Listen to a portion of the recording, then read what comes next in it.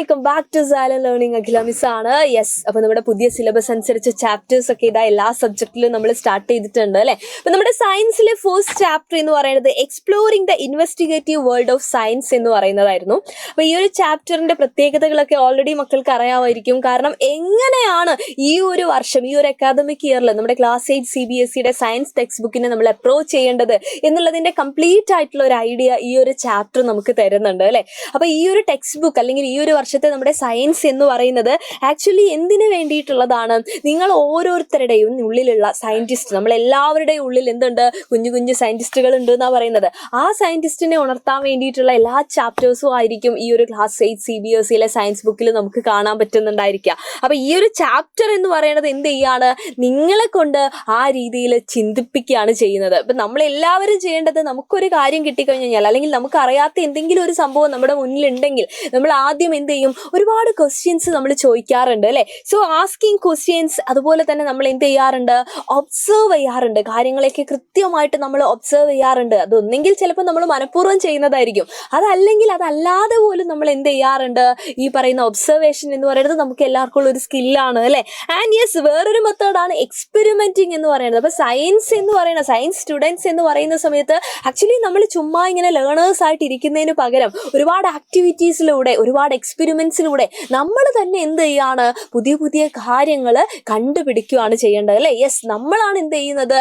ഓരോരോ കാര്യങ്ങൾ കണ്ടെത്തുന്നത്. And exploring everyday phenomena using curiosity and systematic investigation. അപ്പൊ ആ രണ്ട് വേർഡ് നമ്മൾ പ്രത്യേകമായിട്ടൊന്ന് നോട്ട് ചെയ്ത് വെച്ചേക്കാണ് അല്ലെ. ക്യൂരിയോസിറ്റിയും ഉണ്ട്, അതുപോലെ തന്നെ എന്താണ്? യെസ്, നമ്മളുടെ സിസ്റ്റമാറ്റിക് ആയിട്ടുള്ള ഇൻവെസ്റ്റിഗേഷനും നമുക്കുണ്ട്. അപ്പൊ ഇതിൽ രണ്ടിലും കൂടെയാണ് നമ്മൾ എന്ത് ചെയ്യുന്നത്? എക്സ്പ്ലോറിങ് എവറിഡേ ഫിനോമിന, നമ്മുടെ സറൗണ്ടിങ്സിൽ നടക്കുന്ന, നമ്മുടെ ഡെയിലി ലൈഫിൽ നടക്കുന്ന എല്ലാത്തിനു പിന്നിലുമുള്ള സയൻസ് കാര്യങ്ങൾ നമുക്ക് എന്ത് ചെയ്യാൻ പറ്റുന്നുണ്ട്?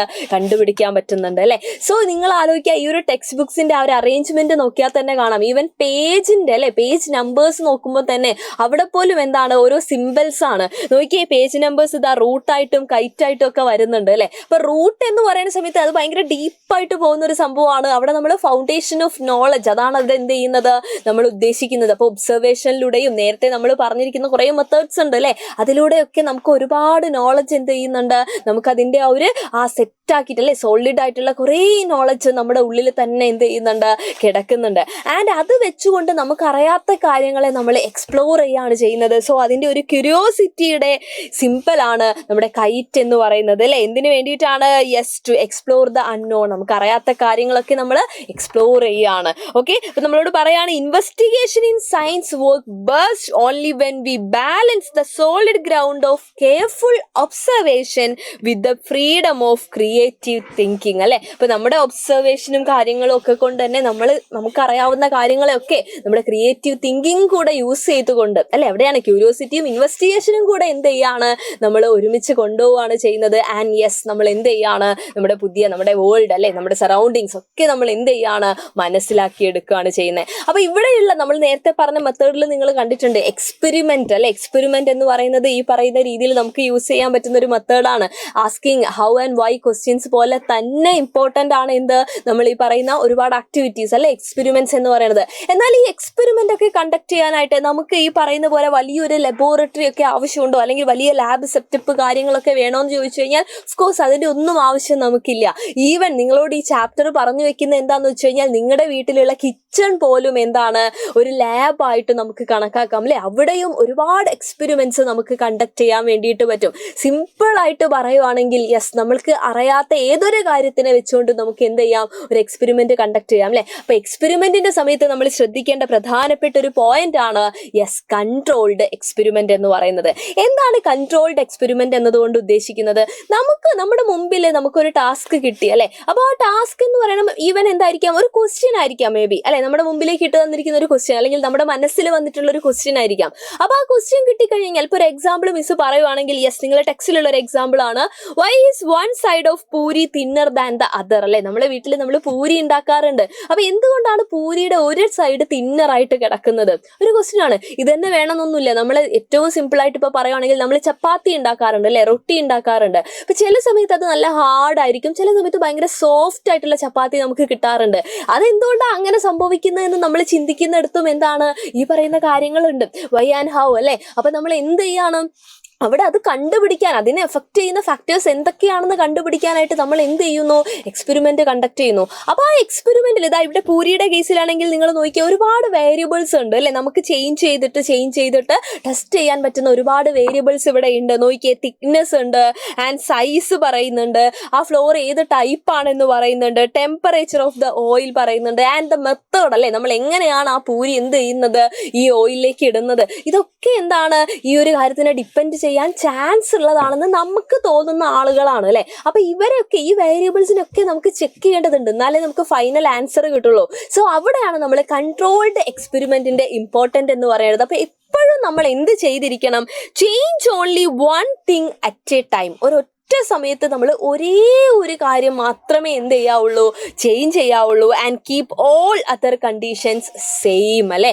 ബാക്കി എല്ലാ കണ്ടീഷൻസും നമ്മൾ എന്താക്കണം, ഒരേപോലെ, അതായത് കോൺസ്റ്റന്റ് ആക്കിയിട്ട് നമ്മൾ വെച്ചിട്ടുണ്ടായിരിക്കണം. ഇപ്പൊ ഈ പൂരിയുടെ കാര്യം പറയുകയാണെങ്കിൽ നിങ്ങൾ ഇതാ ഇത്രയും കാര്യങ്ങൾ നമുക്ക് ചെക്ക് ചെയ്യാറുണ്ട്. പക്ഷെ അറ്റ് എ ടൈം, ഇപ്പോൾ ഒരു എക്സാമ്പിൾ തിക്നെസ് ആണെങ്കിൽ നമ്മൾ എന്ത് ചെയ്യുക, ഈ പറയുന്ന നമ്മുടെ മാവിന്റെ തിക്നെസ് മാറ്റി നമുക്ക് എന്ത് ചെയ്യാൻ പറ്റും, നമുക്ക് ഈ എക്സ്പെരിമെന്റ് ചെയ്യാൻ പറ്റും. പക്ഷേ ആ സമയത്ത് ഈ ബാക്കിയുള്ള ആളുകളെ ഒന്നും, വേരിയബിൾസ് ഒന്നും നമ്മൾ എന്ത് ചെയ്യാറില്ല, ചേഞ്ച് ചെയ്യാൻ പാടില്ല. That is controlled experiment. അപ്പോൾ മാത്രമേ ഈ ഒരു ഫാക്ടർ, നമ്മൾ ഏതാണോ കോൺസെൻട്രേറ്റ് ചെയ്യുന്നത് ആ ഫാക്ടർ എത്രത്തോളം നമ്മൾ ഈ പറയുന്ന നമ്മൾ എക്സ്പെരിമെന്റ് ചെയ്യുന്ന ഒരു സംഭവം ഉണ്ട് അല്ലെ, എന്തിനു വേണ്ടിയിട്ടാണെന്നുള്ളത് നമുക്കറിയാം. അപ്പൊ അതിനെ എഫക്ട് ചെയ്യുന്നുണ്ടോ എന്നുള്ളത് നമുക്ക് കണ്ടുപിടിക്കാൻ പറ്റുള്ളൂ.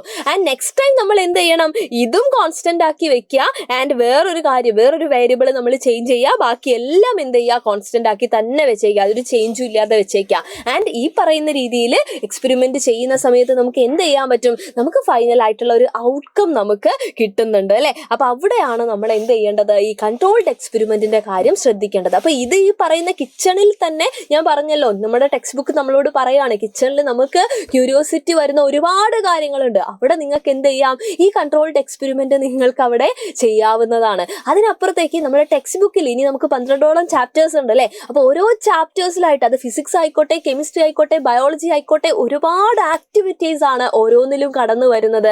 ഒരുപാട് എക്സ്പെരിമെന്റ്സ് നിങ്ങൾക്ക് സ്വന്തം ചെയ്യാൻ പറ്റുന്നത് പോലും ഉണ്ട് അല്ലെ. അപ്പൊ അതൊക്കെ ചെയ്യുന്ന സമയത്ത് ഈ പോയിന്റ് നമ്മുടെ ഉള്ളിൽ ഉണ്ടായിരിക്കണം. ആൻഡ് നമ്മൾ എന്ത് ചെയ്തുകൊണ്ടേ ഇരിക്കുക, ഇൻവെസ്റ്റിഗേഷൻ നടത്തിക്കൊണ്ടേ ഇരിക്കുക. ഒരുപാട് പുതിയ കാര്യങ്ങൾ, നമുക്കറിയാത്ത കാര്യങ്ങൾ നമുക്ക് കണ്ടുപിടിക്കാൻ വേണ്ടിയിട്ട് സാധിക്കും. ആൻഡ് യെസ്, നമ്മൾ ആലോചിക്കുന്നുണ്ടാവും ഒരുപാട് അല്ലെ, അക്കാദമിക് ഇയർ എന്ന് പറയുന്നത് ഇതാ പകുതിയോളമായി. നമുക്കാണെങ്കിൽ ടെക്സ്റ്റ് ബുക്ക് കിട്ടിയിട്ടേ ഉള്ളൂ, ചാപ്റ്റേഴ്സ് ഒക്കെ തുടങ്ങുന്നേ ഉള്ളൂ. അപ്പൊ നിങ്ങളെ ഹെൽപ്പ് ചെയ്യാൻ വേണ്ടി മാത്രമാണ് നമ്മുടെ സൈലത്തിന്റെ ഓൺലൈൻ ട്യൂഷൻ ബാച്ച് ആയിട്ടുള്ള യോധ ബാച്ചിൽ പുതിയ ബാച്ചിൽ അഡ്മിഷൻ ഒക്കെ സ്റ്റാർട്ട് ചെയ്തിട്ടുണ്ട്. അപ്പൊ പഴയ സിലബസ് പഠിക്കുന്ന ആളുകളും പേടിക്കേണ്ട, നിങ്ങൾക്കുള്ള ക്ലാസ്സുകളും അവിടെ ഉണ്ടായിരിക്കും. പാരലൽ ആയിട്ട് നമ്മൾ ഇതാ പുതിയ സിലബസ് അനുസരിച്ചും ക്ലാസ്സുകൾ കണ്ടക്ട് ചെയ്യാണ്. സോ ഇതുവരെ ജോയിൻ ചെയ്യാത്ത ആളുകളൊക്കെ പെട്ടെന്ന് തന്നെ ജോയിൻ ചെയ്യുക. ആൻഡ് യെസ്, ഹാപ്പി ഇൻവെസ്റ്റിഗേറ്റിംഗ് അല്ലെ. അപ്പൊ അടിപൊളിയായിട്ട് ഇരിക്കുകയാണ്. അപ്പൊ എല്ലാവരും അടിപൊളിയായിട്ട് പഠിക്കാൻ റെഡി ആയിട്ടല്ലേ, ഈ പറയുന്ന പോലെ ഇൻവെസ്റ്റിഗേഷൻ അല്ലെ, സ്റ്റോറീസ് ഒക്കെ നിങ്ങൾക്ക് എല്ലാവർക്കും ഇഷ്ടമായിരിക്കും. അതേപോലെ സ്വന്തമായിട്ട് ഈ പറയുന്ന രീതിയിൽ കാര്യങ്ങളൊക്കെ കണ്ടുപിടിക്കാനൊക്കെ ഉള്ള ത്രില്ലാണ് എന്നുണ്ടെങ്കിൽ, നമ്മുടെ പുതിയ CRT ടെക്സ്റ്റ് ബുക്കിനോടൊപ്പം നിങ്ങൾ എല്ലാവരും ഉണ്ട് എന്നുണ്ടെങ്കിൽ നമ്മുടെ കമന്റ് ബോക്സിൽ ഒരു കുഞ്ഞ് റെഡ് ഹാർട്ട് എല്ലാവരും ഇട്ടേക്കുക. സോ യെസ്, നമുക്ക് വീണ്ടും കാണാം. എല്ലാവർക്കും thank you so much and by.